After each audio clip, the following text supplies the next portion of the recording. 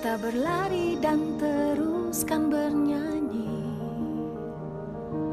Kita buka lebar pelukan mentari.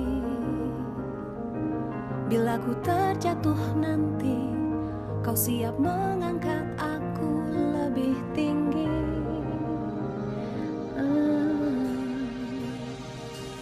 Seperti pedih yang telah kita bagi, layaknya luka yang telah terobati.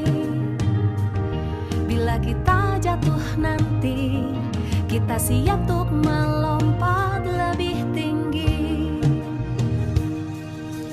Bersama kita bagai hutan dan hujan. Aku ada karena kau telah tercipta.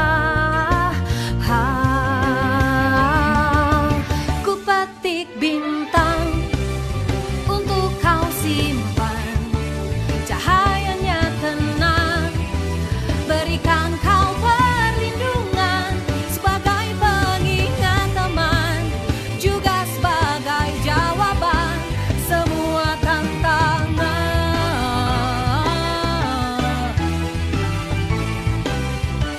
Sebelum waktu memisahkan detikku-detikmu, sebelum dewasa menua memisahkan kita, degupan jantung kita akan selalu seirama. Bila kau rindu aku, ku petik bintang untuk kau simpan, cahayanya tenang, berikan kau perlindungan sebagai pengingat teman, juga sebagai jawaban semua tantangan.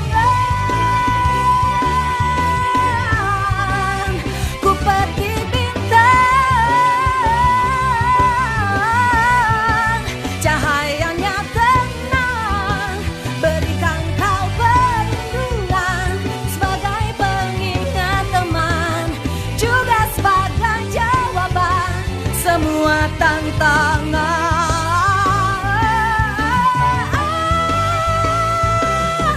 Sebelum waktu memisahkan detikku-detikmu, sebelum dewasa memisahkan kita.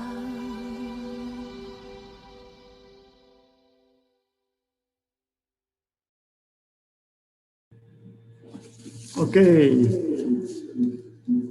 Selamat sore teman-teman MyID semua. Apa kabarnya nih? Kita sudah berpuasa lebih dari 10 hari. Semoga puasanya tetap lancar. Teman-teman semua. Insan MyID. Selamat datang di dalam webinar hari ini yang mempunyai tema Kartini MyID melompat lebih tinggi. Terima kasih atas kehadirannya di tengah kesibukan yang menjelang buka puasa sore ini. Semoga ini bikin acara yang bikin mata tetap terbuka. Oke, webinar hari ini merupakan kegiatan spesial karena pertama kalinya kita menyelaraskan perayaan Kartini seluruh anggota MyID melalui diskusi interaktif dan inspiratif bersama para sumber, yaitu Kartini MyID yang telah berada bersama kita siang ini. Sebelum kita mulai, izinkan saya menyapa insan MyID melalui kolom chat. Silakan tulis nama dan asal perusahaannya, disertai dengan ucapan atau pantun selamat di Hari Kartini. Nanti akan saya bacakan beberapa yang menarik. Sehingga acara ini tetap semarak dan mempunyai energi yang positif. Raden Ajeng Kartini pernah menyampaikan sebuah pesan penyemangat yang mungkin orang awam seperti kita jarang mendengar, yaitu dia berkata, jangan kau katakan saya tidak dapat, tetapi katakan saya mau. Hal inilah yang akan kita bahas bersama-sama, diskusikan dengan beragam perspektif dan latar belakang para narasumber. Sebelum kita masuk dalam diskusi, saya akan membacakan beberapa peraturan yang untuk kita lakukan selama kegiatan webinar ini berlangsung. Pertama adalah insan MyID dapat saja mengajukan pertanyaan kapan saja selama materi kita menyimak materi diskusi di dalam kolom Q&A box di bagian bawah screen. Tapi jangan lupa menggunakan format yang sudah kita minta, yaitu nama peserta, space asal perusahaan, space pertanyaan, space narasumber yang dituju. Yang kedua, jika belum ada pertanyaan, Insan Adi pun dapat melihat atau memberikan tanda like atau jempol sehingga pertanyaan yang menarik itu dapat dijawab oleh moderator atau narasumbernya. Untuk pertanyaan yang akan dibacakan oleh moderator, 5 pertanyaan akan mendapatkan merchandise menarik yang disiapkan oleh panitia. Begitulah pembukaan dari saya. Sesi diskusi ini akan kita bagi dalam 2 segmen. Segmen pertama adalah dengan judul Mind ID Mencetak Pemimpin Wanita BUMN, dan segmen kedua cerita para engineer. Jadi inilah para Kartini yang Mind ID yang ingin menceritakan pengalaman-pengalaman mereka pada kita, menambah kita wawasan kita semua. Dan acara ini akan juga dilengkapi dengan stand up comedy, mungkin sambil sit up comedy karena tidak stand up. Kemudian juga ditutup oleh Pak Oryas Petrus Modak sebagai Grup CEO Mind ID. Begitulah sambutan dari saya. Marilah kita memasuki talk show yang pertama, yaitu para pemimpin BUMN di Mind ID. Narasumber kita yang pertama adalah Ibu Sofia Isabella Watimena sebagai Direktur Pelaksana Mind ID. Selamat datang, Bu. Apa kabar? Baik, kabar baik. Yang kemudian Ibu Dwi Fatan Liliana, Direktur Sumber Daya Manusia PT Bukit Asam, TBK. Dan ada juga Bu Ratih Amri, Corporate Secretary Mind ID. Saya yang cukup kenal lama itu Bu Ratih, jadi orangnya selalu semangat dan penuh energi. Halo Mas Riza, Bu Sofi, Bu Lili, semua.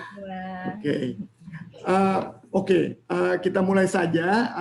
Bu Sofi, saya ada pertanyaan nih beberapa Bu Sofi. Yang pertama adalah mungkin Ibu Sofi bisa menceritakan pengalaman yang menarik sebagai pimpinan wanita di industri penambangan yang didominasi oleh pria. Kalau boleh saya juga ingin pertanyaan kedua langsung adalah bagaimana menjelaskan juga kiat dan kapabilitas apa yang disiapkan oleh pegawai wanita untuk menjadi seorang pemimpin seperti Ibu Sofi. Ya, baik. Silakan. Jawab nih. Oke, saya mungkin menyapa para panelis dan semua hadirin semua ya. Selamat sore. Mungkin ini sudah lagi haus dan lapar ya karena bulan puasa. Semoga sesi ini bisa menjadi penyemangat ya Bapak Ibu semuanya. Terima kasih ini untuk pertanyaannya Mas Risa, untuk Insan Mind ID ya mungkin saya share sedikit. Jadi saya tuh pindah company mungkin udah 7 atau 8 kali gitu ya. Dan pada saat saya join di Inalum Operating itu 1 April 2020. Waktu itu masih pandemi, jadi saya nggak langsung ke Kuala Tanjung. Ada perkenalan nih, by Vicon gitu ya, by Zoom seperti ini ya. Terus udah dikenalin, saya bilang, saya menyapa, Assalamualaikum warahmatullahi wabarakatuh, selamat pagi Bapak Ibu semuanya begitu. Langsung di-cut sama waktu itu Pak Ogi Prestasi sebagai Dirpal ya. Bu di sini ibunya cuman ibu katanya gitu. Jadi saya agak shock juga gitu ya. Oh gitu ya. Kalau gitu selamat pagi bapak-bapak semuanya saya bilang gitu. Tapi itu jadi apa ya? Walaupun kaget gitu, tapi saya jadi merasa honored gitu ya, terhormat sekali gitu bisa bergabung. Nah dalam kesempatan berikutnya saya di-assign gitu ya untuk beberapa negosiasi dengan pemerintah daerah misalnya. Ada berbagai perbedaan pendapat lah. Dan kemudian hasilnya cukup kondusif. Nah, di akhir beberapa kali pertemuan itu tuh salah satu dari mereka bilang gini, Bu, Ibu ini ya ngomongnya tenang tapi kekeh gitu, jadi agak-agak berdarah dingin gitu. Waduh, saya langsung apa iya ya, saya berdarah dingin gitu. Mungkin maksud Bapak itu kalau misalnya ini yang nego cowok sama cowok tuh udah ribut gitu ya. Jadi itu adalah salah satu mungkin bisa dibilang value added-nya wanita dalam negosiasi ya. Kemudian pertanyaan kedua tadi nyambung, wanita ini kan biasanya bisa multitasking ya, Bapak Ibu semuanya bisa multitasking. Jadi dalam satu waktu bisa mengerjakan beberapa hal secara paralel. Itu salah satu nilai tambahnya. Namun memang kita mesti untuk menjadi leader itu kita harus bisa tetapkan mana yang priority. Jadi jangan semuanya multitasking gitu ya. Priority list-nya yang mana kita stay fokus, itulah yang kita kerjakan bisa secara multitasking. Nah, kemudian kedua, kita ini nalurinya kan ibu-ibu suka apa ya, nggak tega gitu. Nah, ini yang mungkin juga kita perlu develop gitu supaya kita tahu waktunya when to say no. Kalau untuk ini saya pernah belajarnya tuh dari dulu ya, sejak berapa tahun yang lalu saya baca buku yang namanya Thick Face Black Heart gitu ya. Ini bukan dalam arti yang jelek gitu, tapi kita memang harus dalam saat-saat tertentu kita harus tahu bagaimana kita bersikap tegas. Seperti ke anak kita, kalau kita naluri keibuan kita sayang. Tapi di balik sayang itu kan bisa benar-benar sayang yang dalam arti affection gitu, tapi di balik sisi yang lainnya ada disiplin. Jadi begitu ada salah kita koreksi. Nah, dua sisi itu harus kita mainkan. Mungkin itu sementara dari saya, Mas Risa. Terima kasih, Bu. Jadi memang bagian pendingin itu memang penting ya, Bu ya, supaya laki-laki yang panas-panas itu jadi dingin ngelihat Ibu. Oke, kita ke narasumber kedua, Ibu Dwi, Direktur Sumber Daya Manusia PT Bukit Asam Tbk. Pertanyaan pertama adalah apa upaya yang dilakukan oleh MindID dalam bidang sumber daya manusia untuk meningkatkan peran wanita sebagai leader di MindID? Sekalian saya tanyakan yang kedua, Ibu tolong menceritakan sedikit tentang Women Learning Club sebagai salah satu rangkaian pengembangan potensi dan peranan pegawai wanita di MindID. Silakan, Bu. Halo, Mas Riza. Halo, Bu. Salam kenal ya. Saya biasanya dipanggil dengan sebutan Lili, jadi nanti saya dipanggilnya dengan yang teman-teman bisa panggil aja saya Lili ya. Nah, tadi pertanyaan pertamanya, apa yang dilakukan MindID untuk meningkatkan peran wanita sebagai leader di MindID? Nah, ini sangat sebetulnya erat kaitannya juga dengan apa yang diupayakan oleh Kementerian BUMN ya. Kita tuh dapat KPI dari Kementerian BUMN untuk memiliki 15% leaders ya di level manajemen. Padahal per Maret 2021 ini kita cuma punya 23 orang perempuan di posisi jenjang 1 atau BOD Manage 1. Artinya itu sekitar 8%. Masih jauh dari 15% untuk pipeline sesuai yang diminta oleh Kementerian BUMN. Sementara di jenjang 2-nya sedikit lebih besar prosentasenya, yaitu hampir 12%. Jadi belum juga mencapai targetnya kementerian yang 15%. Pertanyaannya, kenapa sih kok kementerian dan kemudian sekarang kita semua kepingin punya leaders perempuan di perusahaannya? Karena sudah banyak survei yang membuktikan bahwa kalau di sebuah perusahaan itu ada leaders yang perempuan, diversity-nya ada, maka hasilnya bisa 20% lebih efektif, tingkat profitabilitasnya lebih baik.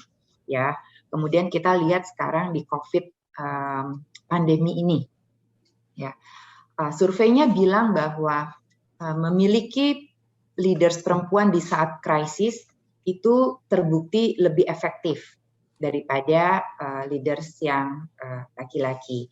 Nah, buktinya ini bisa kita lihat di COVID-19.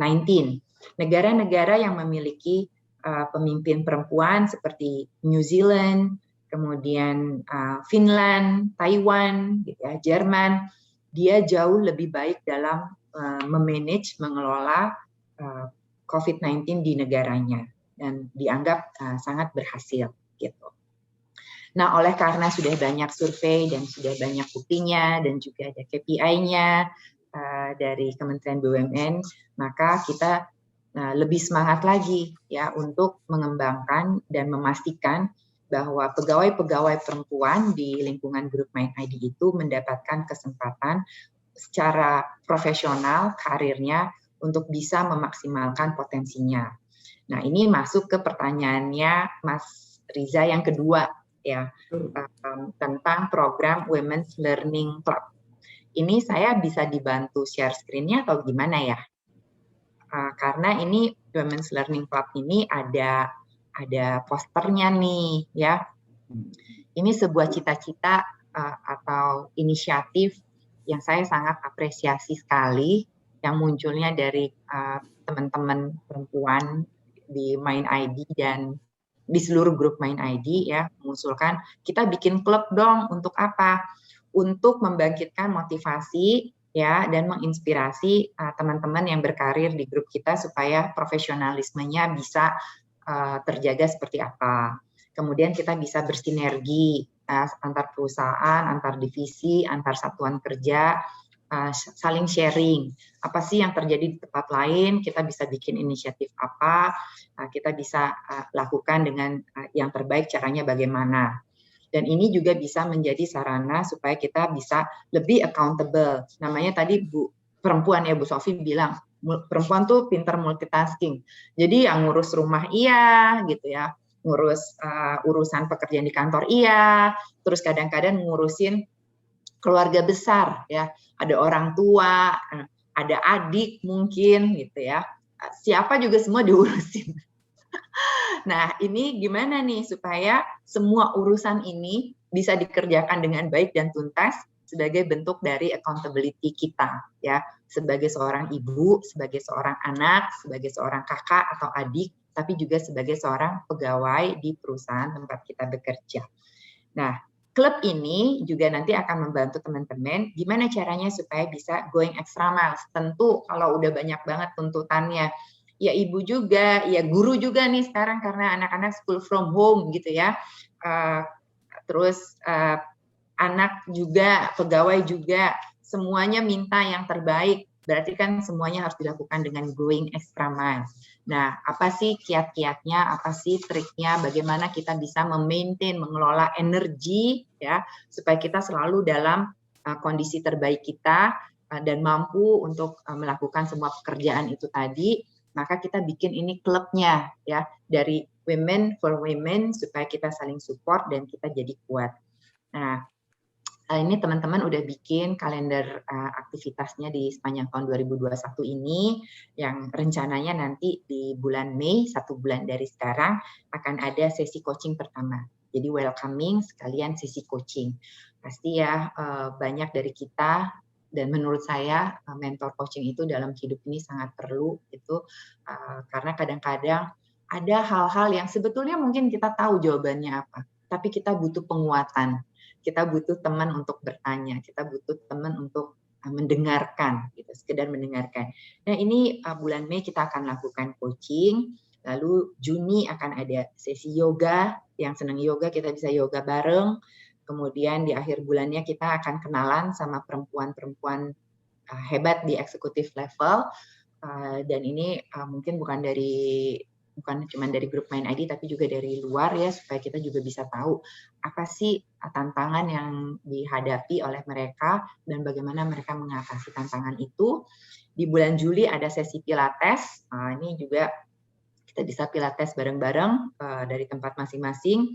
Ada review artikel sama sesi coaching yang berikutnya, yang kedua. Jadi ini coachingnya nggak cuma sekali, tapi kita berseri supaya memang benar-benar tuntas ya. Kemudian yang bulan Agustusnya kita ngomongin keluarga. ya pasti nih ada yang masalah sama orang tuanya atau masalah sama anaknya atau sama anggota keluarga yang lain. Gimana kita bisa kalau kita parentingnya gitu ya, sambil kerja sambil ngasuh anak, mendidik anak gitu. Bagaimana kalau punya orang tua yang udah masuk usia lanjut dan kita jadi kayak sandwich nih, satu sisi orang tuanya udah butuh perhatian gitu ya, di sisi lain anak kita lagi semakin besar juga butuh perhatian, atau keluarga baru gitu ya, baru menikah butuh perhatian tapi juga ada keluarga kita yang orang tua yang butuh perhatian juga. Jadi kita udah kayak sandwich di tengah, mesti juga fokus di di kantor pekerjaan karena kita pegawai gimana. Nah ini kita ada bincang keluarga. Dan ada perkenalan perempuan di mining. Salah satunya nih sebenarnya Bu Ratih ya, karena beliau memang meniti karirnya di mining. Udah sangat terkenal nih kalau di industri pertambangan, sosok wanita tambang gitu ya, yang cantik kuat, wah itu Bu Ratih. Nah, September kita ada Zumba Time. Nah, ini kesukaannya Bu Sofi nih, Zumba. Jadi Bu Sofi pasti ikut dong ya.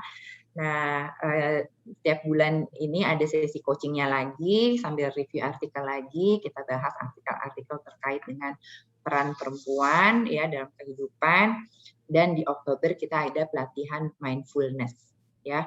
Nah, silakan ini sampai Desember acaranya seru banget, baik yang sesi professional development-nya maupun personal well-being-nya, karena kita harus balance antara profesional sama personal kita, karena kalau kita nggak taking care ourselves ya, kemudian siapa dong yang akan taking care kita? Ntar kalau ada apa-apa sama kita, gimana keluarga kita, gimana kerjaan kita, jadi semuanya mesti balance. Silahkan teman-teman pilih, dan saya mau ajak teman-teman untuk gabung di Women's Learning Club-nya.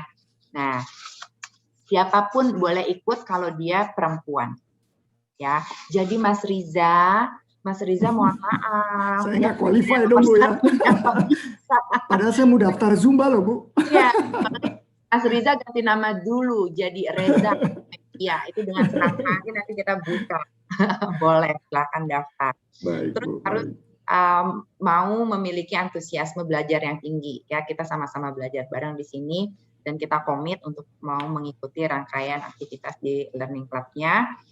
Silahkan join, ini udah ada alamatnya buat join, dan nanti welcoming session-nya bulan depan di tanggal 21.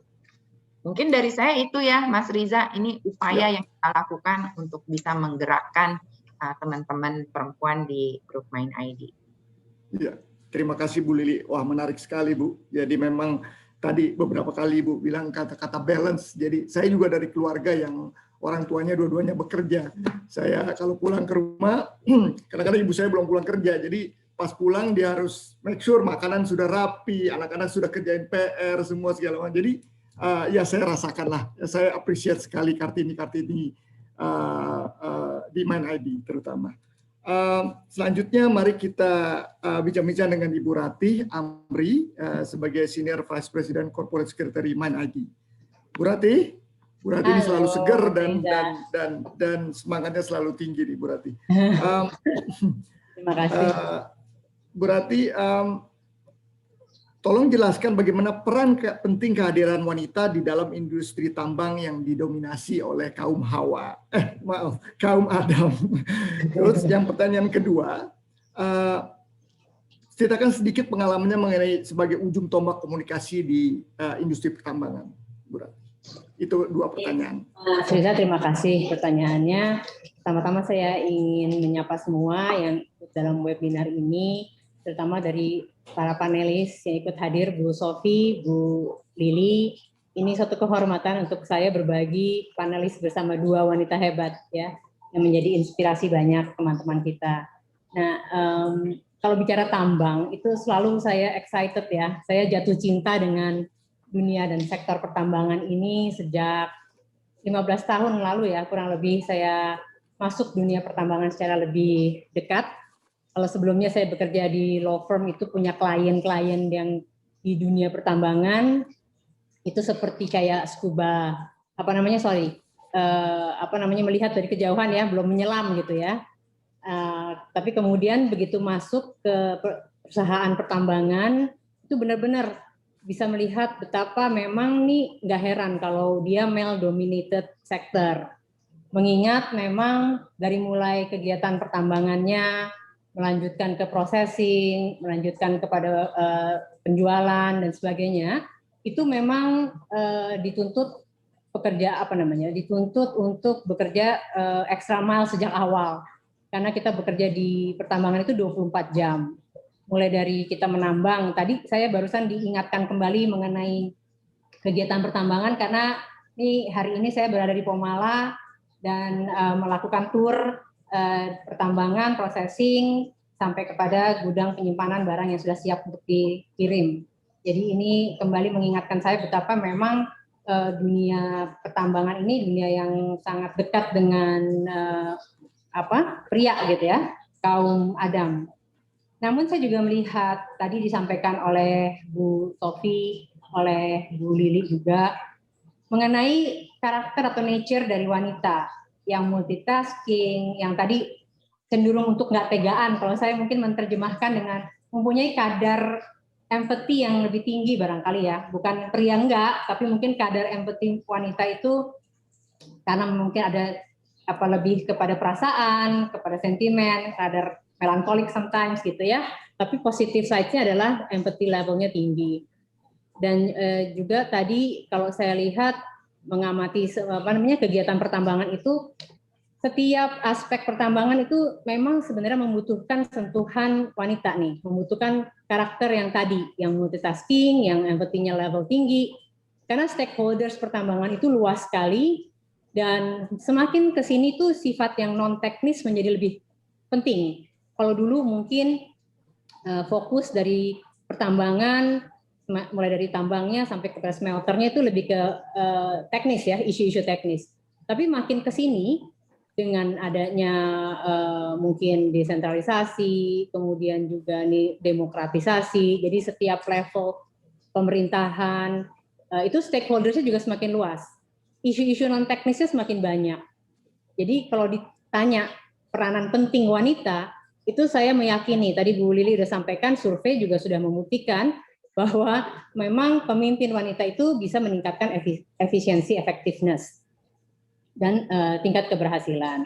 Ini suatu hal yang memang perlu kombinasi ya, nggak melulu emang harus wanita, tapi ini diversity itu penting, dan juga extractive industry kayak kita ini dekat dengan SDGs kan, Sustainable Development Goals, di mana gender equality itu menjadi salah satu dari prinsip.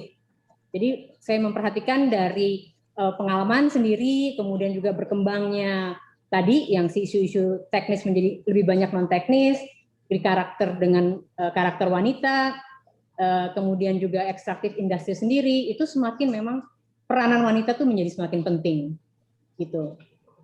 Berbagai pengalaman, mungkin kalau dari sisi komunikasi ini nyambung ke pertanyaan kedua. Kalau dari sisi komunikasi pengalaman saya masih sangat sedikit. Saya baru saja menjabat SPV Sekretari mungkin 2 bulan terakhir. Komunikasi sesuatu yang memang sangat menarik dan dekat dengan dealing dengan people ya. Jadi dengan banyak orang, stakeholders. Tapi kalau saya boleh berbagi pengalaman saya di bidang sebelumnya, legal itu bagaimana menghadapi demonstrasi gitu contohnya ya.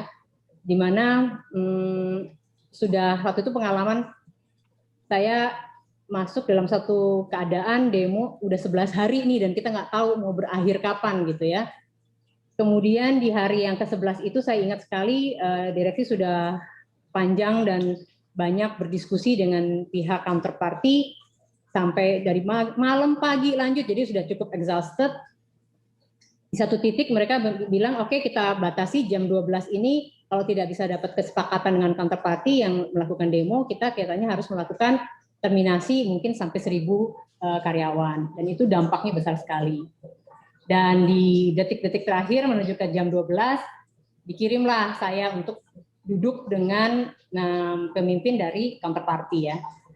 Jadi dalam meeting itu saya terasa banget dengan kita mengedepankan tadi ya, empathy, mengajak bicara, try to put ourselves in their shoes, itu memang akhirnya tercapai kesepakatan dan ini bisa menyelamatkan terminasi yang tadinya direncanakan jadi nggak jadi gitu ya, dan demonya berakhir. Itu contoh-contoh di mana itu tadi sentuhan wanita tuh, peranan wanita di sektor yang dianggap keras dan male dominated. Dan itu saya lihat di berbagai aspek. Kemarin juga saya berkunjung ke Konawe Utara, itu saya salut ada geologis wanita yang tinggal di daerah camp kita, PT Antam, dan memberikan kontribusi dengan keilmuannya, dengan sentuhan wanita. Jadi poin Bu Lili tadi benar, ada balance, yin and yang. Ini adalah male dominated sektor, tapi peranan wanita menjadi semakin penting, makanya juga secara formal itu diminta juga secara SDGs, secara global, di mana-mana. Jadi saya lihat memang kita wanita itu mempunyai tempat yang penting di sektor pertambangan, dan khususnya MindID diberikan banyak sekali kesempatan kayak tadi disampaikan Ibu Lili, kita akan launching yang Women's Learning Club. Itu sesuatu hal yang sangat baik dan perlu dimanfaatkan sebesar-besarnya oleh kita para wanita. Demikian sedikit sharing dari saya, Mas Riza. Terima kasih Bu Ratih. Wah, luas sekali wawasan yang kita dapatkan dari 3 Kartini yang baru saja kita wawancara ini. Teman-teman, kalau saya lihat ini udah banyak sekali yang menyapa, tapi saya nggak bisa menyebutkan satu persatu. Ada 74 sapaan yang sudah kami terima. Ada 3 orang wanita engineer yang bekerja di berbagai tempat, dan saya akan perkenalkan satu-satu. Yang pertama adalah Sari Agustini. Beliau adalah title-nya Geologi Resource Engineering and Estimation Development Senior Engineer PT Antam Tbk. Dari judulnya aja udah panjang, pasti orangnya penting gitu ya. Silakan Bu Agustini menyapa. Selamat sore Pak Riza. Ya, selamat sore. Selamat sore semuanya. Ya. Yang kedua, namanya hampir sama, adalah Agustina Ratnaningrum. Beliau adalah Underground Mine Geotech Superintendent PT Freeport Indonesia, dari perusahaan saya. Tapi saya belum pernah bertemu langsung dengan Agustina. Agustina, tolong disapa. Ya, halo Pak Riza, salam kenal Pak Riza, baru bertemu Pak Riza kali ini. Dan selamat sore. Yang mengerjakan keluarga besar di lingkungan tambang. Sedikit pengalaman saja ya. Jadi karena saya geologis, jadi awal-awal bekerja memang langsung ditaruh di lapangan.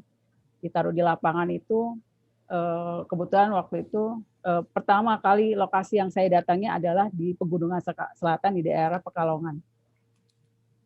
Jadi banyak ceritanya lah. Salah satunya ketemu macan sesuatu yang biasanya di kerangkeng, tapi kita bisa langsung lihat di depan mata gitu. Kita bilangnya sih lucu waktu itu, lucu gitu. Padahal beberapa hari kemudian kita dapat kabar bahwa ada yang dimakan gitu. Nah, habis itu kita langsung nggak lucu lagi gitu. Itu macan Pekalongan Ibu ya, macan Pekalongan ya. Macan Pekalongan. Berkumis juga Pak macannya seperti Pak Riza. Itu salah satu pengalamannya. Tapi balik lagi tadi kalau kita mendengarkan sebelumnya adalah ibu-ibu yang mengatakan kita multitasking. Benar Pak. Jadi kalau wanita-wanita yang berada di lingkungan kebanyakan adalah kaum Adam, maka sense-nya sebagai wanita akan keluar itu. Salah satu contohnya waktu itu saya berada di lapangan juga. Saya menuju ke lokasi itu turun 2 jam jalan kaki. Dan kembali itu turun ya, dan kembalinya pasti lebih lama lah 3 jam. Sesampainya di camp ternyata si tukang masaknya itu pulang. Yang rumahnya harus melewati 2 gunung, 2 sungai, 3 lembah. Yang artinya jauh sekali gitu kan. Nah ini pandang-pandangan nih antara geologis pria dan geologis wanita, karena kita pasti kelaparan gitu kan. Ya sudahlah, wanitanya turun tangan Pak, kita masak untuk malam itu. walaupun dari wajahnya itu tidak ada yang mengucapkan terima kasih, tapi pada kedap-kedip lah, mereka mungkin agak terharu gitu karena kita masakin telur sambal balado yang pedas. Jadinya mereka mungkin terbayang sampai sekarang rasa-rasa telur yang kita buat. Tapi hari itu kita terselamatkan makan malam. Jadi kalau tantangannya Pak, kalau melihat keterbatasan, tadi kan sudah dikatakan bahwa wanita adalah multitasking yang harus ngurusin keluarga dan sebagainya. Sedangkan kalau namanya geologis itu, semakin dia melihat batu, semakin ke lapangan, dia akan terasa, sense of geologinya akan semakin meningkat. Nah, pada saat kita harus melaksanakan kodrat kita sebagai wanita, melahirkan, membesarkan anak, nah itu otomatis kesempatan untuk ke lapangan itu akan berkurang. Bukan berkurang, artinya kita disuruh mengerjakan yang bukan core kita. Nah itu kemudian, tantangan-tantangan itu yang harus wanita itu harus siap hadapi. Jadi kita kalau disiapkan, waktu itu saya dapat tugas untuk mengembangkan lab.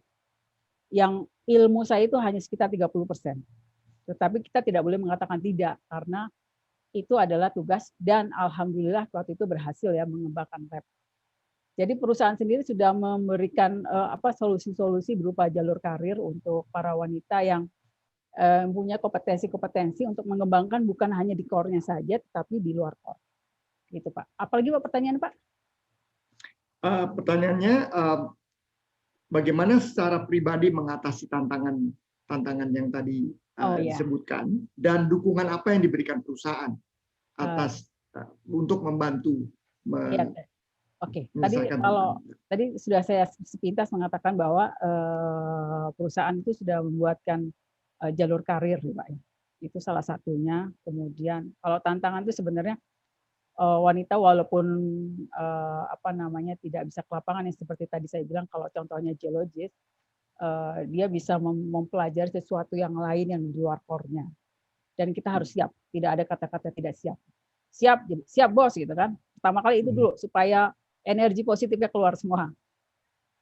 Itu mungkin dari saya itu aja Pak Riza. Ya. Terima kasih. Saya ngebayang sih kalau tukang masaknya pulang pasti laki-lakinya diam aja gitu, nggak tahu gimana ya. Harus memang tangan-tangan Kartini memang harus turun tangan. Oke. Pertanyaan sama akan saya berikan juga kepada Mbak Nina. Bagaimana pengalaman dan tantangan terberat yang dalam mengerjakan pekerjaan sehari-hari yang di dunia tambang yang didominasi oleh pria? Dan pertanyaan yang kedua, bagaimana secara pribadi mengatasinya dan apa dukungan perusahaan? Baik, terima kasih Pak Riza atas pertanyaannya yang sangat menarik sekali. Jadi saya mau sharing sedikit Pak Riza. Waktu tahun 2014 kita di Freeport ini ada program namanya Second Man, rotasi ke headquarter kita yang ada di Phoenix, Arizona, dan alhamdulillah pada saat itu kebetulan saya terpilih menjadi karyawan perempuan pertama untuk melakukan rotasi Second Man di Freeport Corporate Office di Phoenix, Arizona. Nah, saat itu kita sedang ada proyek untuk melakukan karakterisasi rock masa batuan yang ada untuk tambang future mine kita, yaitu saat ini Grassroots Block Caving Mine, gitu kan Pak ya. Jadi karakterisasi ini sangat vital banget untuk tambang kita saat ini, dan tambang masa depan ini, yaitu di mana menentukan bagaimana strategi penambangan bawah tanah ini nanti itu akan arahnya mau kayak gimana, dan juga perencanaan masalah ground supportnya juga yang merupakan masa depan PT FI gitu. Dan satu hal yang sangat surprising sekali Pak Riza dan Bapak Ibu sekalian rekan-rekan main ID di sini. Di sana, di Phoenix, di corporate office sana, saya merasakan benar-benar eye opener banget karena gender disparity itu hampir tidak saya temui sama sekali untuk di corporate office itu. Dan itu membawa kepercayaan diri saya bahwa profesionalisme dan etos kerja dan hasil terbaiklah yang akan dinilai orang tanpa adanya bias dan gender bias gender ini gitu kan ya. Dan cara untuk mengatasinya juga mungkin nggak klise ini yang saya sampaikan mungkin, tapi yang terpenting adalah bagaimana performa kerja kita gitu Pak ya, yang terbaik yang bisa kita tunjukkan itu kita sampaikan dengan metode komunikasi yang sangat tepat. Jadi intinya adalah agar message delivered. Dan juga kayak kalau diimplementasikan dengan saat ini juga itu di PT FI kita itu ada program, ada namanya Sincere, yaitu safety, integrity, dan komitmen, respect, dan excellence. Dan itu sangat mendukung, sangat membantu sekali untuk semua karyawan dalam mengatasi, kalau kita bisa mengimplementasikan semua nilai-nilai yang kita dalam PTF ini terapkan itu, dalam Sincere ini, itu akan sangat membantu performa kita untuk mencapai ekselesis dalam pekerjaan. Mungkin begitu Pak Riza dari saya. Terima kasih. Terima kasih. Ya. Oke, berikutnya pertanyaan yang sama untuk Mbak Dina. Pertanyaan adalah apakah tantangan terberat yang dilakukan dalam pekerjaan sehari-hari dan bagaimana cara pribadinya mengatasi dan dukungan apa yang diberikan perusahaan untuk mengatasi tantangan tersebut. Silakan Mbak. Selamat sore Pak Reza. Baik, mungkin saya akan membagikan sama seperti Ibu Mbak Sari tadi ya, waktu awal-awal saya bergabung dengan PT Timah tahun 2008, saya oleh P2SDM saya ditempatkan di divisi eksplorasi sebagai geologis junior. Nah, pada waktu itu di divisi eksplorasi untuk tim geologis dibagi menjadi 2 tim, yaitu untuk tim eksplorasi darat dan tim eksplorasi laut. Kebetulan waktu itu saya masuk di tim eksplorasi laut yang tugasnya adalah untuk melakukan kegiatan eksplorasi untuk penambahan sumber daya timah dan mineral ikutannya, serta untuk eksplorasi daerah-daerah prospek baru. Dalam melakukan kegiatan eksplorasi tersebut, kami menggunakan kapal bor, Pak. Jadi kapal bor itu seluruh pekerjanya itu laki-laki semuanya. Dari kapten kapal, kru bor, analis sampelnya, juga sampai ke kokinya itu semuanya laki-laki. Jadi saya yang paling cantik di situ waktu itu. Untuk sekali eksplorasi, kalau kita di dalam pulau itu, dalam pulau ini maksudnya di perairan di sekitar Bangka, sekali trip itu 10 hari. Tapi kalau di luar pulau, seperti di perairan Belitung atau di perairan Kundur, sekali trip itu bisa 25 hari. Mungkin di sini tantangan yang terberat buat saya bukan bekerja dengan tim laki-laki, tapi lebih ke diri saya sendiri ya Pak, karena saya kan nggak bisa berenang, jadi kalau pas cuaca buruk ya itu saya agak deg-degan. Tapi selebihnya sih saya senang-senang dan nyaman-nyaman aja bergabung atau bekerjasama dengan laki-laki.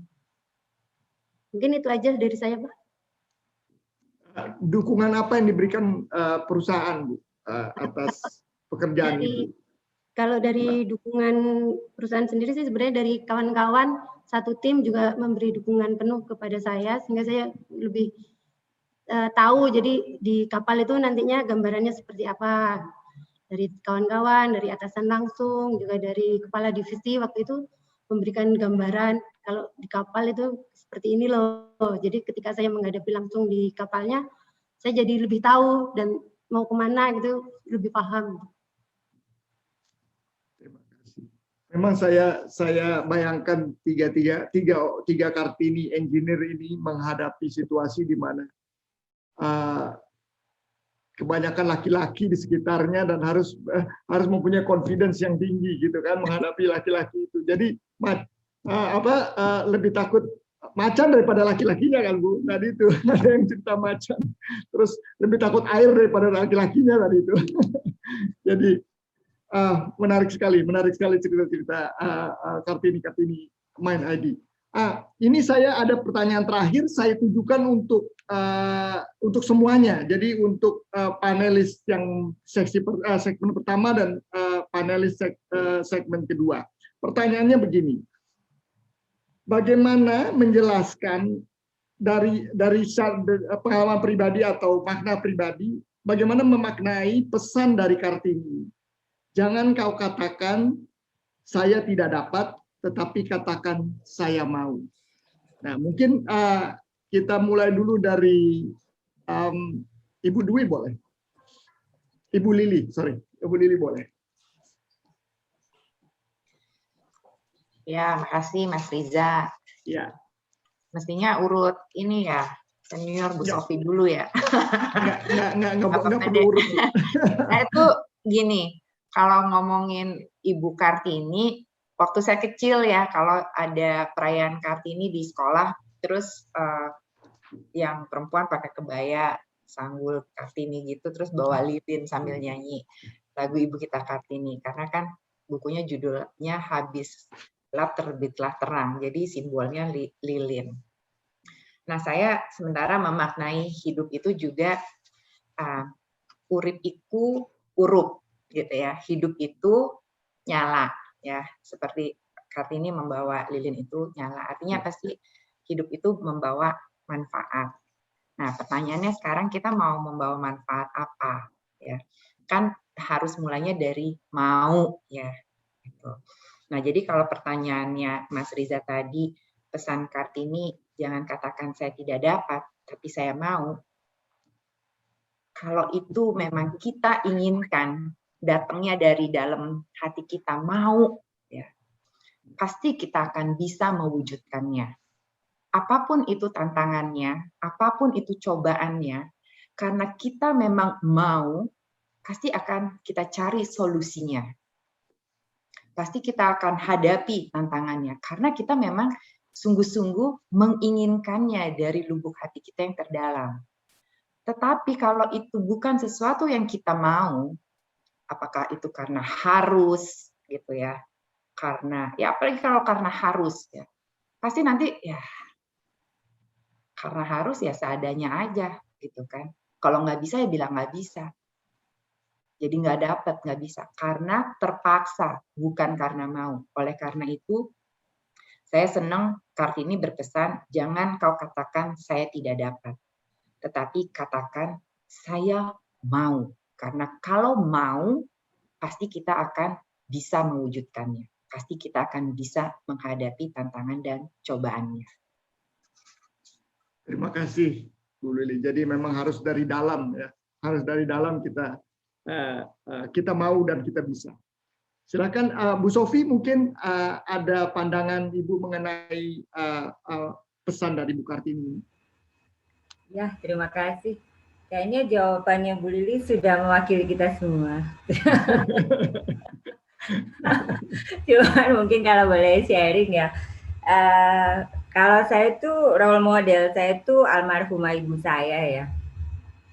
Jadi saya dibesarkan oleh ibu single parent karena ayah saya itu meninggal waktu saya kecil, 4 tahun sudah ditinggal oleh ayah. Dan ibu ini membesarkan 3 anak, saya dan 2 kakak saya dengan perjuangan beliau sendiri gitu. Sampai akhir hayat beliau nggak menikah lagi gitu ya. Nah, ibu saya ini cuma lulusan SMA gitu. Tapi impiannya tuh tinggi banget supaya anak-anaknya itu bisa lebih dari beliau gitu ya.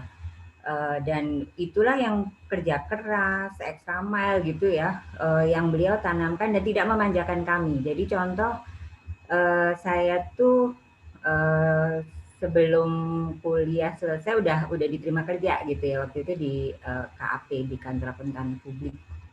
Jadi pada saat skripsi itu bolak-balik tuh Jakarta, Jogja, karena saya kuliah di UGM ya. Nah, kalau saya mau balik ke Jakarta gitu ya, ini ibu ini memang karakternya kuat gitu ya. Jadi kalau saya mau ke stasiun gitu, waktu itu belum bisa naik pesawat ya, belum punya duit cukup. Jadi ibu tuh cuma nganter sampai depan pagar doang gitu. Ya udah hati-hati gitu. Jadi itu menumbuhkan kemandirian gitu ya di kami bertiga gitu. Nah, itulah yang ditanamkan dan beliau tidak membiayai kami sampai S2, kakak saya ada yang S3, bukan beliau, tapi ada api yang ditanamkan di diri anak-anaknya supaya mencapai yang terbaik. Nah, itu juga yang saya lihat dari pesan Ibu Kartini tadi ya. Kalau kita mau, itu apapun bisa. apapun yang kita cita-citakan pasti bisa kita raih. Jangan bilang nggak bisa dulu, jangan bilang tidak dapat. Karena kalau begitu kita tidak dapat bilang itu udah gitu ya, nggak ada lagi koma untuk yang lain-lainnya. Tapi once kita bilang kita mau, itu one thing to lead to another gitu ya. Oh, jalan tuh terbuka. Mungkin nggak langsung sampai ke endingnya, tapi jalan yang satu, pintu yang satu membuka ke pintu yang lainnya. Mungkin itu dari saya sharingnya. Terima kasih Bu Sofi. Memang pengalaman yang nyata sekali ya, ibu dari Bu Sofi yang membesarkan anak-anaknya sendiri, single parent, suatu perjuangan yang hebat. Silakan Bu Rati, kira-kira ada tanggapan? Iya, secara substansi sih sama seperti sudah disampaikan Bu Lili, Bu Sofia. Saya menerjemahkan pesan dari Ibu Kartini, itu mau itu adalah bermimpilah tanpa batas, gitu. Kemudian semangat, jadi kalau mau itu kan berarti ada keinginan, semangat, gitu ya. Kemudian juga bekerjalah atau berbuat sesuatu itu dengan hati, gitu. Saya melihat bahwa pesan ini kelihatannya simpel, gitu. Kata mau itu simpel, tapi interpretasinya tuh dalam banget. Kalau kita bermimpi tanpa batas, kalau kita melakukan sesuatu itu dengan antusiasme, dengan semangat, dan melakukan segala sesuatu dengan hati dari dalam, itu akan membawa kita melompat tinggi, akan menembus batasan-batasan atau kekhawatiran-kekhawatiran yang nggak perlu gitu, karena itu justru akan menjadi penghalang untuk maju. Jadi dengan 3 tadi message tadi ya, harus bermimpi tanpa batas, selalu semangat, dan bekerjalah dengan hati, itu bisa membawa kita jauh sekali melompat tinggi, mencapai apa yang kita cita-citakan. Itu sih saya memaknai pesan Ibu Kartini, dan itu kuat banget. Kita sudah lihat banyak buktinya kalau kita melakukan itu dengan hati, itu banyak membawa kita melompat jauh lebih tinggi. Demikian Mas Riza. Terima kasih Bu Rati. Jadi memang Kartini kita bisa melompat lebih tinggi ya Bu Rati, dengan kemauan dan dengan mimpi yang tanpa limit. Sekarang kita pindah ke Mbak Dina dulu deh. Bagaimana pandangannya mengenai pesan dari Ibu Kartini? Terima kasih Pak Riza. Pak Riza, ini benar-benar ada makna yang sangat mendalam ini dari pesan Ibu Kartini, Pak. Itu ada 2 key point bagi saya melihatnya, yaitu yang kita bisa maknai sangat mendalam. Yang pertama terkait kemauan, Pak Riza. Di sini saya juga mau sedikit sharing juga, gimana sih ternyata kemauan itu kita untuk belajar menimba ilmu dari experience senior-senior kita, seperti halnya saya di PTFI ini di divisi Q Engineering, itu saya belajar banyak sekali dari experience expert ini di bidangnya, seperti contohnya Pak Matthew Sullivan, Pak Dev Wilson, Pak Wahyu Sunyoto, Pak Ardin Yuniar, Pak Daulat Napitupulu, Kevin Podgeter, itu semuanya memberikan ternyata bisa banyak hal yang sangat kita pelajari, dan asalkan kita mau, nggak peduli pekerjaan itu kecil dan besar, kita lakukan saja gitu, mau untuk maju gitu kan Pak ya, tanpa mengenal semua bobot dari pekerjaan itu. Dan yang kedua, poin yang kedua adalah terkait profesionalisme. Sepanjang kita mengimplementasikan semuanya yang setiap aspek pekerjaan kita itu dengan profesionalisme kita yang tinggi, niscaya kepercayaan itu akan kita bisa dapetin dari semuanya, mau dari atasan kita, dari klien, kolik kita, ataupun orang yang mungkin akan melihat kita awalnya tidak oke, apakah yakin apa enggak, ternyata bisa gitu di dunia yang notabene didominasi oleh kaum laki-laki. Mungkin gitu Pak Riza ya. Terima kasih Pak Riza. Beli bakwan sehabis mandi, sebelum maghrib tak boleh disentuh. Hai perempuan luar biasa Main ID. Assalamualaikum warahmatullahi wabarakatuh. Waalaikumsalam warahmatullahi wabarakatuh. Beda sama kisah ibu-ibu lainnya yang penuh inspirasi, kali ini kita akan siap-siap mendengarkan kisah tanpa inspirasi. Menjadi perempuan, apalagi perempuan wanita karir, itu tantangannya berat gitu. Kayak banyak banget yang tahu soal wanita karir. Mereka ada yang bilang bahwa, oh wanita karir itu wanita yang pengen mandiri.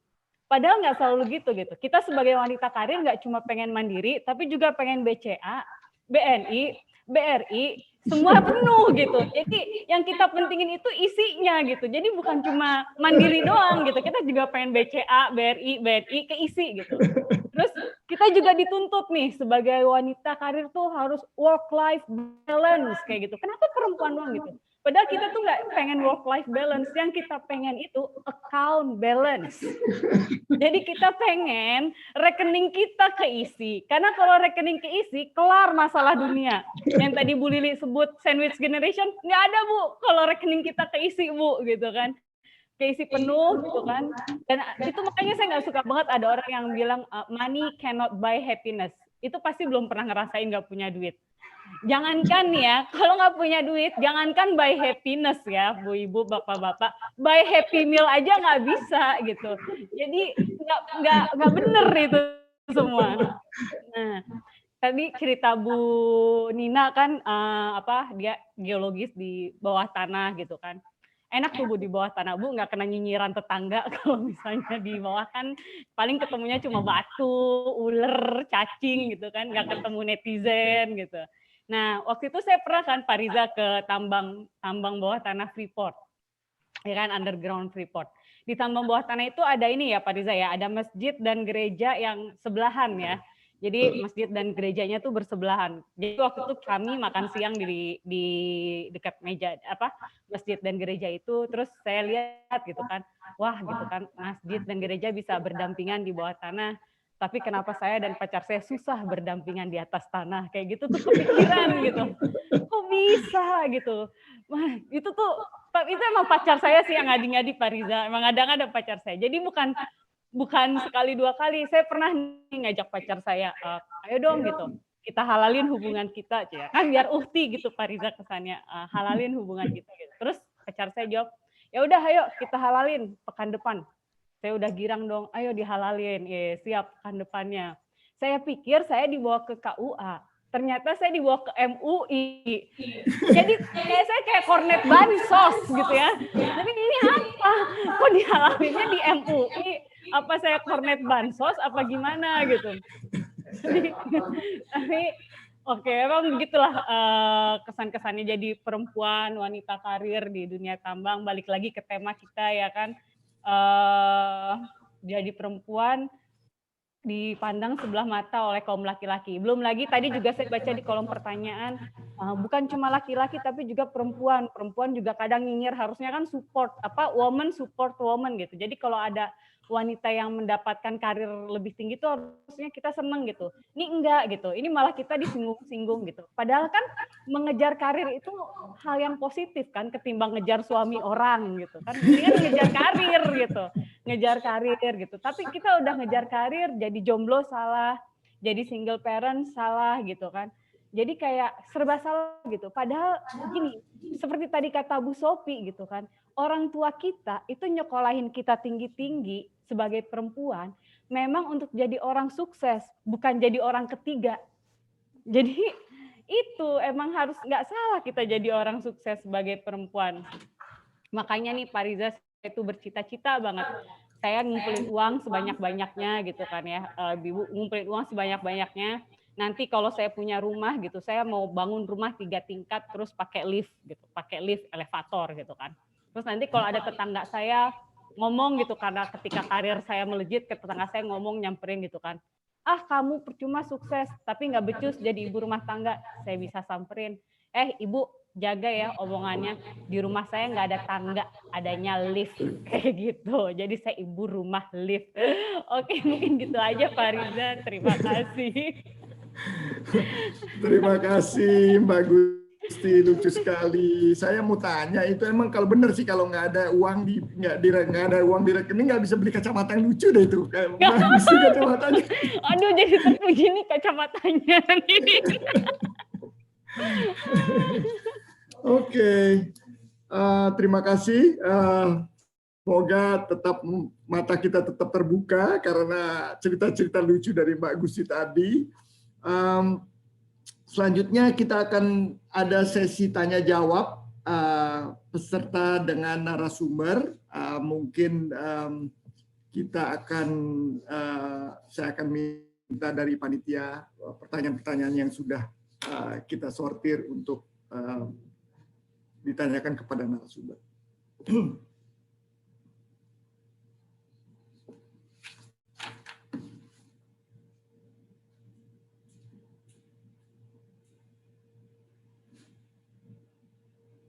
Apakah sudah ada pertanyaan? Di WhatsApp. Oke. Ada pertanyaan dari Felita Digna Antam. Pertanyaannya,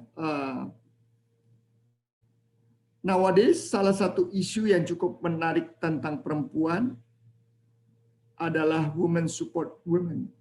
Tetapi kenyataannya sebaliknya, menghadapi tantangan persaingan sesama perempuan plus sebagai minoritas di dunia tambang, bagaimana saran dari para speakers?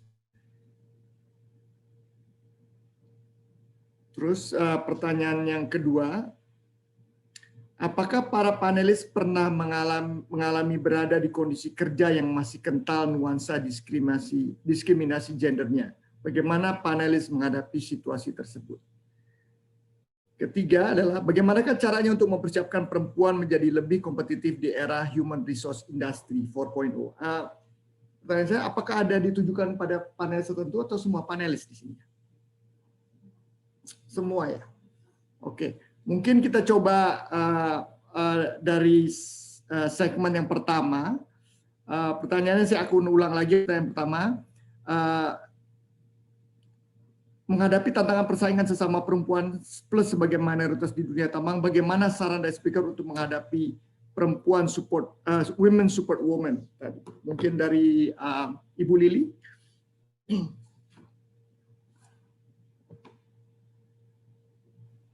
Riza nih kayaknya ada sentimen pribadi nih ya. Gua melulu duluan.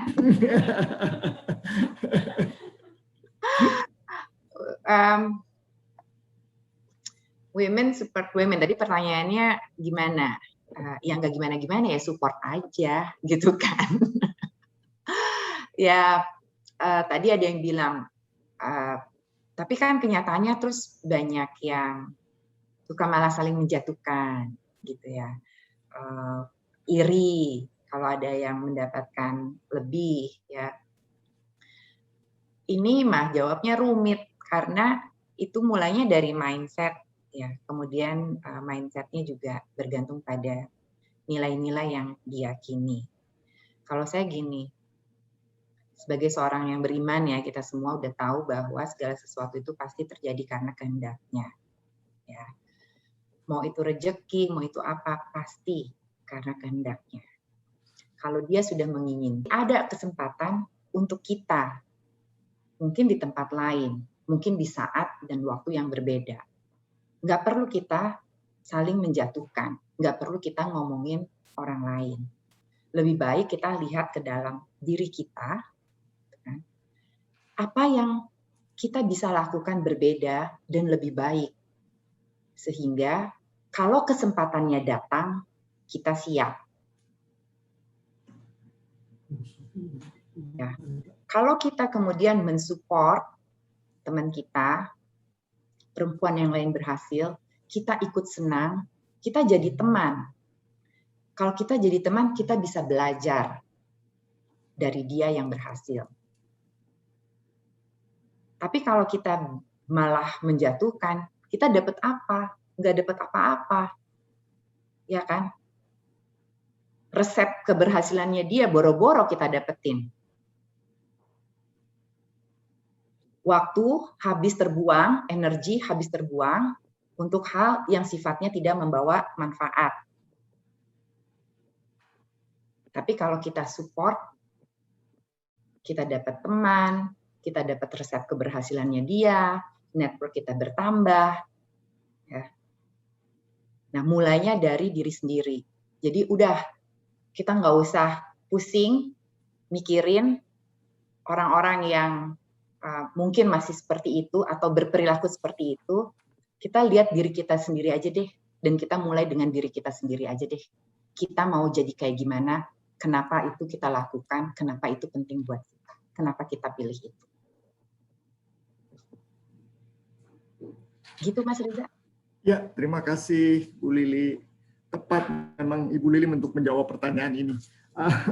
Kemudian saya akan loncat dulu ke Ibu Rati dengan pertanyaan ketiga. Bagaimana caranya untuk mempersiapkan perempuan menjadi lebih kompetitif di era Human Resource Industry 4.0? Kira-kira ada gambaran, Bu Rati? Ya awalnya harus keep ourselves up to date aja sih. Jadi yaitu udah benar tuh saran yang ditetapkan oleh kita punya grup CEO ya, terus belajar dan belajar, menjaga agar diri kita tetap bertumbuh, tetap hijau. Ya, kuncinya adalah itu mengupdate diri kita dengan terus belajar dan mengikuti tren perkembangan. Jadi kembali kepada pesan Ibu Kartini juga, mau. Jadi harus ada semangat, harus ada keinginan dari kita sendiri untuk belajar. Jadi kuncinya itu sih, mengisi waktu dengan terus mengasah diri kita, mengikuti perkembangan, karena kuncinya tadi Bu Lili juga udah sampaikan, di diri kita sendiri. Gitu. Stay positif, kalau tadi terkait dengan yang pertama, stay positif dan melihat perkembangan ini juga dilihat dari sisi positifnya. Oke, berarti kita juga harus ikut dalam mengasah diri dan keep ourselves up to date.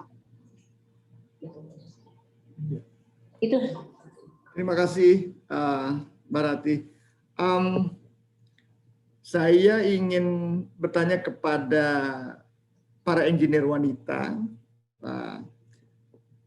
Pertanyaan kedua nih, apakah para panelis pernah mengalami berada di kondisi kerja yang masih kental dengan nuansa diskriminasi gendernya?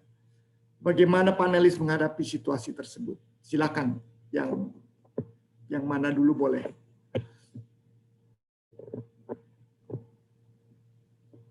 Mungkin saya dulu, Bapak. Ya, silakan Bu. Kalau alhamdulillah sih di tempat saya bekerja nggak ada diskriminasi gender ya Pak. Jadi semua diberi kesempatan yang sama, baik itu laki-laki maupun perempuan mendapatkan kesempatan yang sama. Gitu.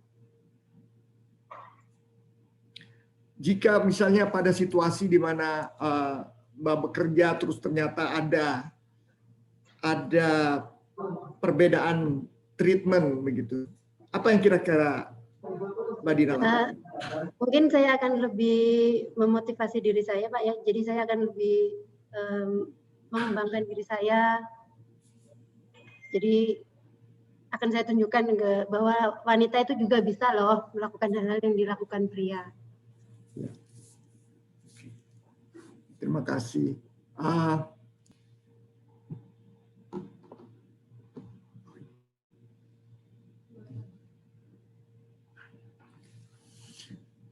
Oke, pertanyaannya agak panjang nih.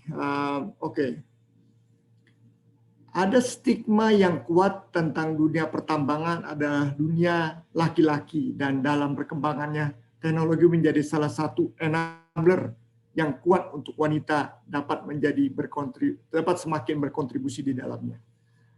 Di Inalum tidak ada, kita lihat ada wanita yang bekerja di potrum. Tetapi di negara di mana teknologi sudah maju, banyak dijumpai di dalamnya. Bagaimana MindID kemudian mempersiapkan lingkungan kerja, terutama kesetaraan gender dan perlindungan terhadap pekerja wanita ketika jumlahnya bertambah? Ini mungkin pertanyaan untuk Bu Lili lagi. Bukan saya sentimen Bu Lili, tapi sepertinya Bu Lili bisa menjawab ini.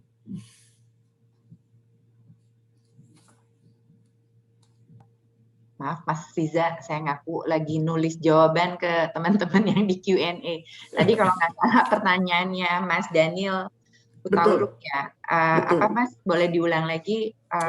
Karena jadi ada stigma kuat di dunia pertambangan bahwa dunia laki dalam pertumbuhan teknologi menjadi salah satu enabler yang kuat untuk wanita untuk semakin berkontribusi di dalamnya. Di Inalum tidak ada kita lihat wanita yang bekerja di potrum, tapi di negara di mana teknologi sudah maju banyak dijumpai dalamnya. Bagaimana MindID mempersiapkan lingkungan kerja terutama kesetaraan gender dan perlindungan terhadap pekerja wanita ketika jumlahnya bertambah?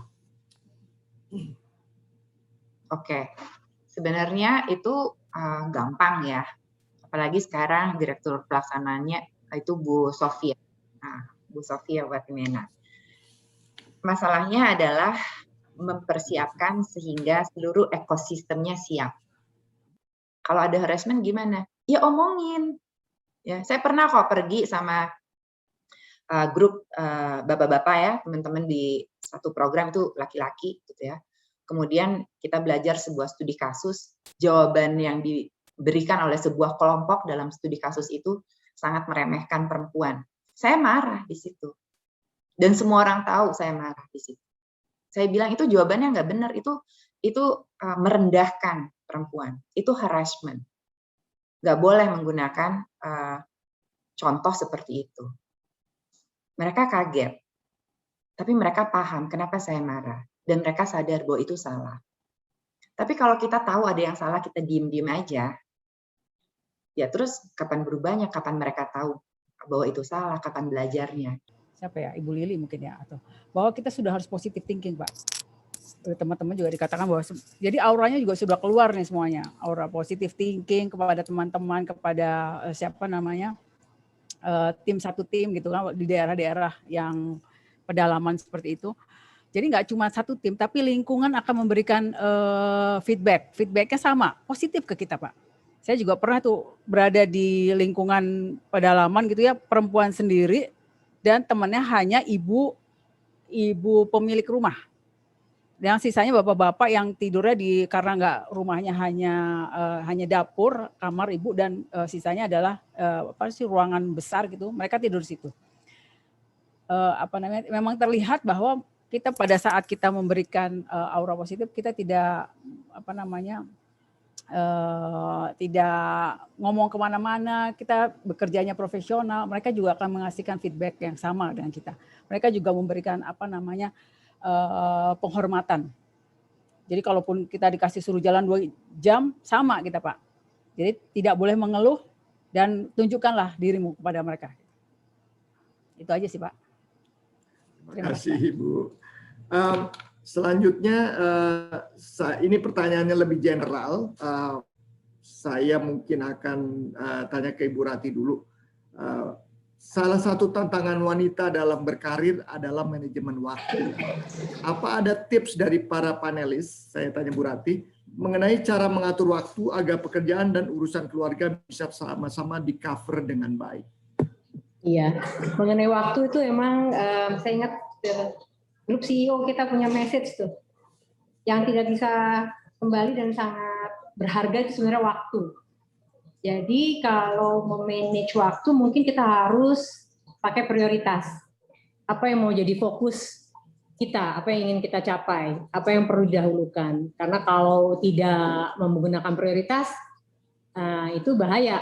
Bisa kita spend time untuk hal-hal yang mungkin bukan seharusnya menjadi fokus kita.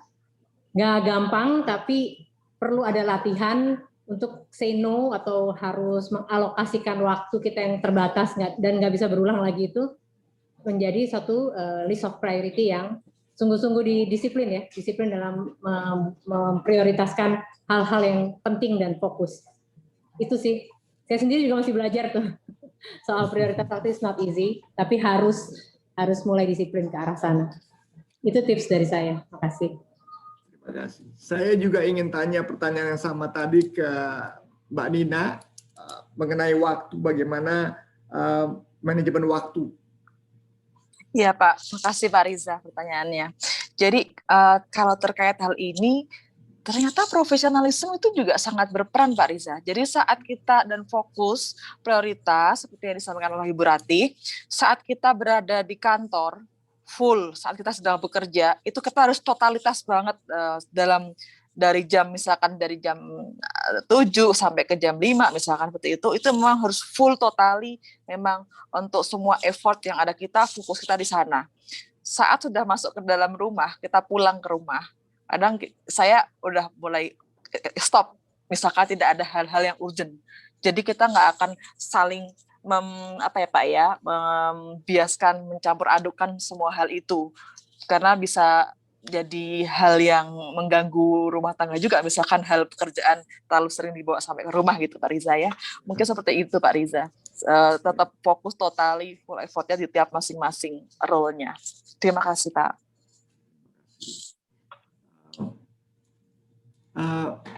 Mbak Dwi mungkin ingin menyampaikan tanggapannya mengenai manajemen waktu. Terus terang saya sendiri juga masih belajar ya Pak tentang manajemen waktu ini. Tapi saya berusaha untuk tidak menunda-nunda pekerjaan dan sama seperti yang Bu Rati sampaikan, membuat prioritas-prioritas sehingga semua pekerjaan bisa terselesaikan pada waktu yang tepat. Terima kasih Ibu. Oke, sekarang saya mengucapkan banyak terima kasih kepada para panelis yang telah meluangkan waktu dan memberikan sharing pengalamannya. Banyak sekali hal-hal yang berguna bagi kita semua, bagi Insan Mind ID. Semoga pengalaman ini dapat menjadi acuan, dapat menjadi semangat untuk mendorong kita semua untuk maju, dan tentunya dengan Mind ID maju, Indonesia maju. Kita akan memasuki segmen terakhir daripada acara webinar ini, yaitu kita akan mendengarkan penutupan dari Pak Oryas Petrus Modak sebagai Grup CEO Mind ID. Waktu dipersilakan Pak Oryas. Terima kasih Pak Riza. Selamat sore semua ya, Kartini dari Mind ID. Saya senang sekali hari ini saya ada di Pomalaak. Jadi bagi yang belum pernah datang, silakan datang sini, tempat yang sangat-sangat menyenangkan, dan perjalanan kurang lebih 3 atau 4 jam dari Kendari. Saya baru selesai ketemu dengan karyawan-karyawati di Pomalaak, jadi unit bisnis untuk pertambangan nikel ya, yang ada di bawah Aneka Tambang TBK. Jadi kalau saya pada kesempatan ini, kalau untuk berbicara mengenai Kartini, ya pada saat pertama kali saya kerja, itu saya juga heran karena 70% karyawannya itu perempuan gitu loh. Jadi memang bagi saya nggak ada masalah itu, 60-70% perempuan, terus yang laki-laki cuma 30-40%. Jadi memang sudah sejak awal bagi saya ya itu perempuan dan laki-laki ya itu sama, mengenai gender equality itu dalam arti kesempatan bekerja itu sama. Mungkin karena bidang saya itu sebagai akuntan waktu itu, dan auditor itu umumnya kan banyak perempuan yang ambil jurusan ekonomi, akuntansi, itu perempuan cukup banyak.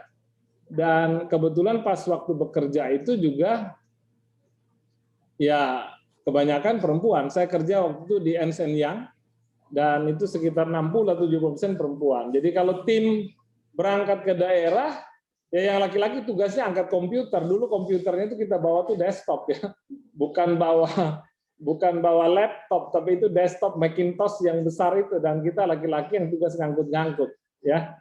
Jadi tidak ada masalah bagi saya pribadi mengenai kesempatan untuk maju bagi karyawati kita ya, Kartini muda kita ya. Untuk maju itu kesempatan sangat terbuka. Dan kalau kita lihat saat ini di jajaran direksi, dari 5 direksi di Mind ID ada 1 perempuan. Yang hebat di Bukit Asam. Bukit Asam dari 5 direksi 2 perempuan. Ya. Jadi kesempatan untuk perempuan duduk di dalam tampuk kepemimpinan itu sangat-sangat terbuka di Mind ID. Ya, dan di perusahaan tambang seperti Mind ID ini, di anak-anak perusahaan kami melihat juga banyak sekali karyawan-karyawati, di mana karyawati memegang posisi-posisi yang mungkin kita pikir harusnya ini biasanya laki-laki. Ternyata ya perempuan juga bisa duduk di sana. Ya, kita ada lihat di sini Pak siapa nih? Sari, terus Dina, Agustina. Ini kan posisi-posisi yang ada sekarang ini ya. Kalau engineer kan ya orang berpikir kalau STM itu mestinya laki-laki ya. Kalau SMEA perempuan, nggak ada tuh pembagian kayak begitu ya. Semua memiliki kesempatan yang sama untuk maju. Tetapi jangan juga dipakai bahwa saya dipilih karena saya perempuan. Nggak boleh. Salah satu prinsip saya sejak muda itu saya nggak mau direndahkan karena saya muda. Saya kalau direndahkan karena saya tidak tahu, nah itu salah saya. Saya harus berusaha supaya menjadi tahu. Tetapi saya tidak dipilih atau ditolak karena usia saya.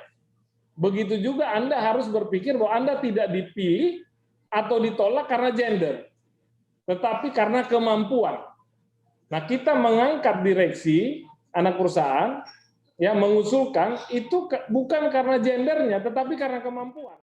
Saya senang sekali dengan perayaan ini dan sharing-sharing yang dilakukan ini, dan saya ingin memastikan bahwa kesempatan untuk maju itu sama. Dan Anda dipilih, diangkat karena kemampuan Anda, tetapi Anda bekerja lebih keras karena Anda perempuan. Ada urusan rumah tangga, ada urusan banyak hal yang juga dipikirkan. Ya, berbeda dengan kalau laki-laki, dia bekerja dia berusaha mungkin tidak sekeras, seberat sebagai perempuan. Pasti seperti itu ya. Saya belum pernah menjadi perempuan, tapi saya rasanya begitu ya. Kalau perempuan diangkat itu dia di situ itu dia berusahanya jauh lebih keras daripada laki-laki untuk sampai ke situ. Tetapi dia dipilih di situ bukan karena dia perempuan, tapi karena dia mampu. Ya, itu pesan saya, kesempatan terbuka luas.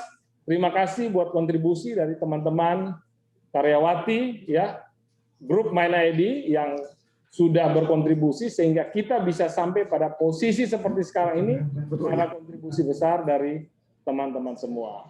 Ya, selamat Hari Kartini.